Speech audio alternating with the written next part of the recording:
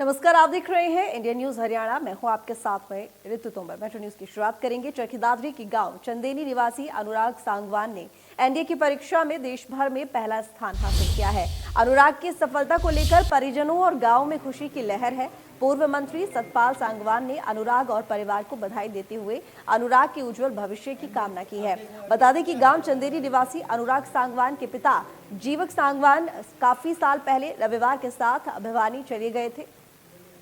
माफ कीजिएगा, परिवार के साथ भिवानी चले गए थे। फिलहाल मानेसर में प्राइवेट जॉब पर हैं और बेटी को बड़ा अधिकारी बनाने को लेकर परिवार सहित गुरुग्राम में शिफ्ट हो गए। बेटा अनुराग ने भी अपने परिजनों के लक्ष्य को गांठ बांधते हुए कड़ी मेहनत की और एनडीए परीक्षा में टॉप कर दिखाया। वहीं गांव में सरपंच राज सिंह की अगुवाई में मिठाइयां बांटकर खुशियां मनाई।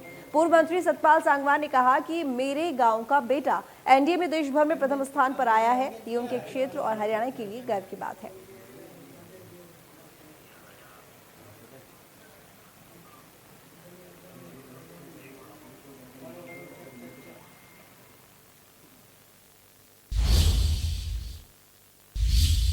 वहीं एनडीए में टॉप करने से अनुराग सांगवान काफी खुश है। अनुराग ने कड़ी मेहनत से इस मुकाम को हासिल किया है। कैसे अनुराग ने इससे अपना लक्ष्य निर्धारित किया और कैसे पढ़ाई की, इस बारे में इंडिया न्यूज हरियाणा ने अनुराग से खास बातचीत की है। देखिए रिपोर्ट।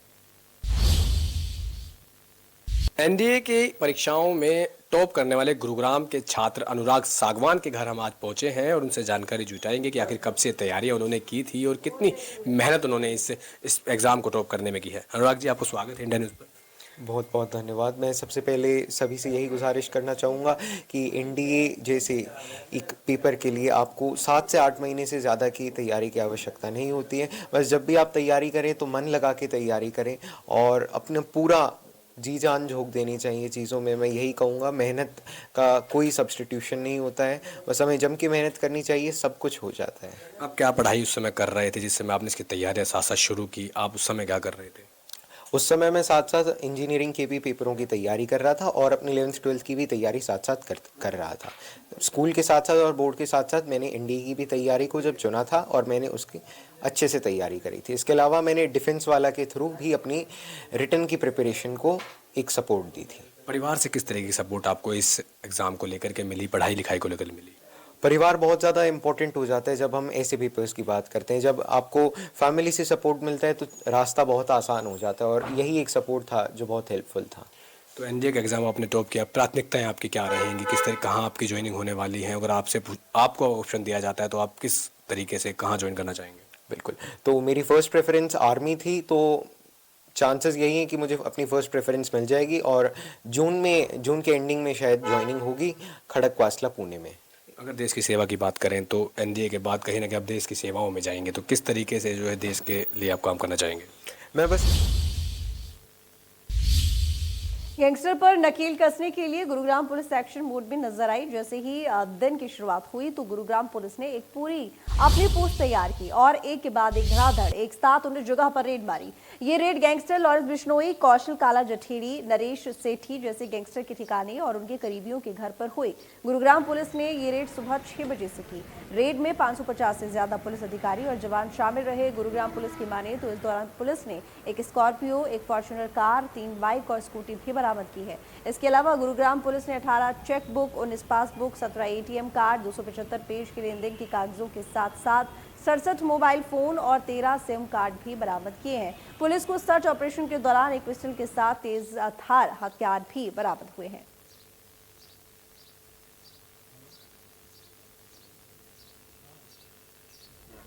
उन्नीस जगह ऐसे लोगों को टारगेट करके जो गुड़गांव में या तो गैंगस्टर के परिजन थे, उनके रिश्तेदार थे या वो उनको संरक्षण देने वाले लोग थे, इस तरह के 19 लोकेशंस को जो हमने टारगेट करके और उनके साथ एक साथ 6 बजे आज हमने उनके घरों पे पुलिस भेज के और उनके सर्च ऑपरेशन चलाया, जिसमें काफ़ी स्तर पर कामयाबी मिली।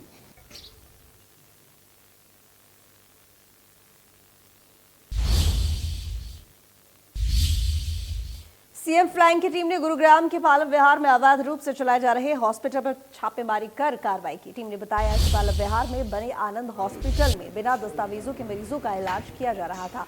इसकी शिकायत सीएम फ्लाइंग को मिली थी।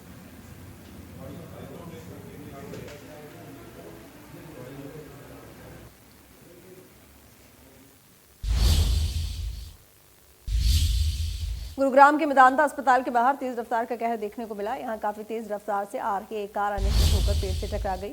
हादसे में कार क्षतिग्रस्त हुई, लेकिन संयोग अच्छा रहा कि वाहन चालक की जान बाल बाल बची। उधर हादसे के कारण मेदांता अस्पताल के सामने जाम लग गया और इसके कारण लोगों को परेशानियां झेलनी पड़ी। हुआ है जस्ट 5 मिनट पहले हादसा।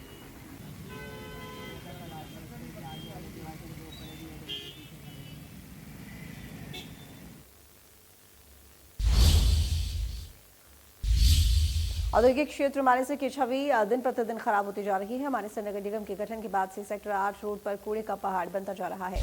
मानेसर के साथ साथ आसपास के गांव का भी कूड़ा मानेसर नगर निगम यहीं पर इकट्ठा कर रहा है। इसके कारण स्थानीय लोगों को अपने घरों में भी रहना दूभर हो गया है। लोगों के साथ उद्यमियों ने भी मांग की है कि यहाँ से ये कूड़े का पहाड़ हटाया जाए।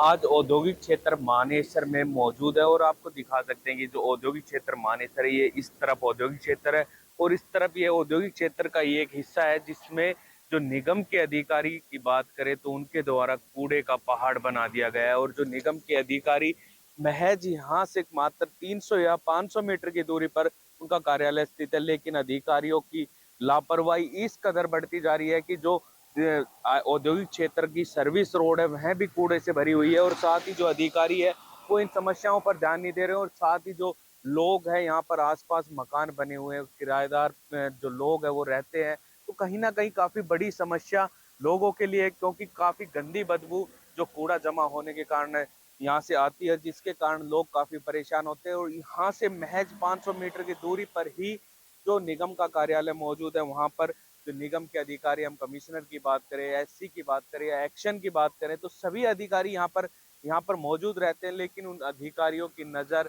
इन कूड़ों को पहाड़ों पर नहीं जाती। और साथ ही जो औद्योगिक क्षेत्र की जो सर्विस रोड है वो इस कदर जो कूड़ा है वह जमा है, जिसके कारण यहाँ से निकला ना भी लोगों के लिए दूभर हो गए। और साथ ही जो आसपास में लोग रहते हैं, मकानों में जो लोग रहते हैं, उनको बदबू के कारण काफ़ी परेशानी होती है। और लोग काफ़ी बार मांग भी उठा चुके हैं कि जो कूड़े को यहाँ से हटाया जाए, क्योंकि ये HSIDC के प्लॉट है जहाँ पर जो कूड़े का पहाड़ बना हुआ है, तो काफ़ी बार लोगों के द्वारा मांग भी उठाई गई। और हर बार इसमें जब गर्मियों का समय शुरू हो गया इसमें आग लगती है, जिसके कारण जो आसपास में लोग रह रहे हैं तो उनको कहीं ना कहीं काफ़ी बड़ी परेशानी होती है और कभी भी कोई बड़ी दुर्घटना हो सकती है, क्योंकि जो आग लगती है वो इतनी इस कदर लगती है कि काफ़ी बड़े एरिया में जो एक कूड़ा फैला हुआ है तो काफ़ी बड़ी आग लग जाती है। तो कहीं ना कहीं काफ़ी बड़ी परेशानी है, क्योंकि जो कबाड़ी होते हैं वो इसमें कुछ अपने लालच के कारण इसमें आग लगा देते हैं। तो कहीं ना कहीं काफ़ी बड़ी परेशानी लोगों के लिए है और लोग मांग उठाने के बावजूद भी जो निगम के अधिकारी वो इस पर ध्यान नहीं दे रहे हैं। और साथ ही जो औद्योगिक क्षेत्र के उद्यमी है वो भी काफ़ी परेशान है, क्योंकि जो औद्योगिक क्षेत्र है उसकी छवि भी इस कूड़े के पहाड़ के कारण खराब हो रही है। गुरुग्राम से कैमरामैन गौरव के साथ प्रदीप यादव, इंडिया न्यूज़। गुरुग्राम में गर्मी ने अपने पूरे तेवर दिखाने शुरू कर दिए हैं। गर्मी के कारण लोगों का घरों से बाहर निकलना मुश्किल हो गया है। दूसरी तरफ गुरुग्राम के अलग अलग इलाकों में बिजली के लंबे लंबे कट लग रहे हैं। इसी बीच गुरुग्राम GMDA ने भी गुरुग्राम के लाखों लोगों को करारा झटका दिया। GMDA ने एक नोटिस जारी करते हुए कहा है कि 20 अप्रैल को गुरुग्राम के 28 सेक्टर्स के लाखों लोगों को 12 घंटों तक पानी नसीब नहीं होगा। और क्योंकि सेक्टर 44 से लेकर सेक्टर 72 तक बुधवार के दिन पानी की सप्लाई बंद रखी जाएगी। चंदू बुधेरा वाटर ट्रीटमेंट प्लांट और सेक्टर 51 बूस्टिंग स्टेशन की वाटर सप्लाई पाइपलाइन पे GMDA ने मेंटेनेंस का काम पिकअप करना है, ताकि आने वाले महीनों में पानी की सप्लाई सुगम रहे। इस मेंटेनेंस वर्क के दौरान कल 20 अप्रैल को सुबह 6 बजे से लेकर शाम के 6 बजे तक वाटर सप्लाई की शटडाउन रहेगी, जिससे आपके सेक्टर्स 44 से लेकर 72, DLF phase 5 and DLF phase 1 D block में वाटर की सप्लाई नहीं हो पाएगी। जैसे ही मेंटेनेंस का काम खत्म हो जाएगा, the water supply will be resumed by GMDA। तब तक हम सिटीजन से रिक्वेस्ट करेंगे कि थोड़ा सा पानी इस 12 घंटे के दौरान जुडिशियसली यूज करें, स्टोर करके रखें, ताकि कोई ड्राई कंडीशन की सिचुएशन ना राइज करे। Thank you. गुरुग्राम में शाम को अचानक मौसम का मिजाज बदल गया और बरसात हुई और इस बारिश से लोगों को भीषण गर्मी से राहत मिली। मौसम सुहावना हो गया, लेकिन इस तरह से मौसम में हो रहे बदलाव ने किसानों की चिंता बढ़ा दी है। इसी समय मंडियों में गेहूं की सरकारी खरीद हो रही है। ऐसे में अगर तेज बारिश हुई तो किसानों का नुकसान होगा।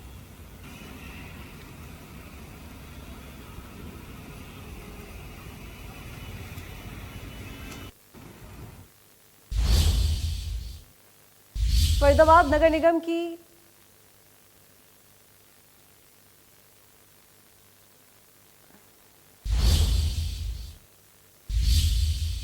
तो फरीदाबाद नगर निगम की टीम ने आज सेक्टर 49 के अचीवर सोसाइटी के पास बने सभी अवैध दुकानों को जेसीबी की मदद से तोड़कर उन्हें ध्वस्त कर दिया।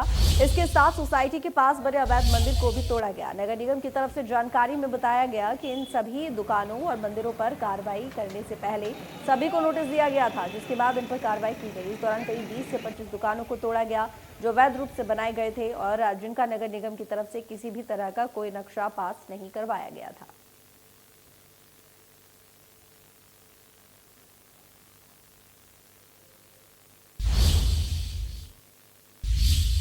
फरीदाबाद के पल्ला गांव में 2 मजदूर हाईटेंशन लाइन की चपेट में आ गए, जिससे एक मजदूर की मौत हो गई जबकि दूसरा मजदूर गंभीर रूप से झुलस गया।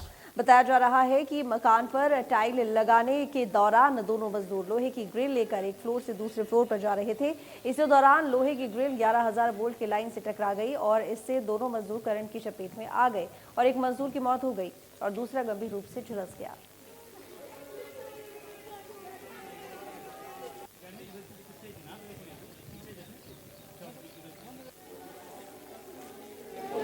पहुँचते ही वहाँ रेलिंग पड़ी हुई थी बालकोनी में, तो उस रेलिंग के लिए मालिक ने बोला था कि ये रेलिंग अंदर उठा के कहीं मालिक था नहीं, रहता नहीं हो। रेलिंग उठा के हम अंदर कर रहे थे काम करने के लिए, तो वो रेलिंग हम उठा के अंदर कर रहे थे। अब नहीं मालूम वो रेलिंग को खींच लिया लाइट ने, कैसे किया पकड़ा तो हम दोनों को ही था, तो मेरे को झटका मार के दूर फेंक दिया, उसको पकड़ लिया, उसकी वहाँ डेथ हो गई। फरीदाबाद के सेक्टर 86 में गैस की लाइन को खोदने का काम कर रही जेसीबी मशीन में अचानक आग लग गई। ये हादसा गैस लाइन को खोलते वक्त हुआ। आग लगने की सूचना तत्काल फायर ब्रिगेड को दी गई। मौके पर पहुंची फायर ब्रिगेड की टीम ने आग पर काबू पाया।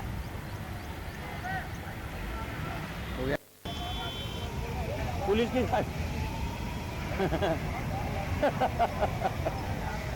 और पीछे और थोड़ा।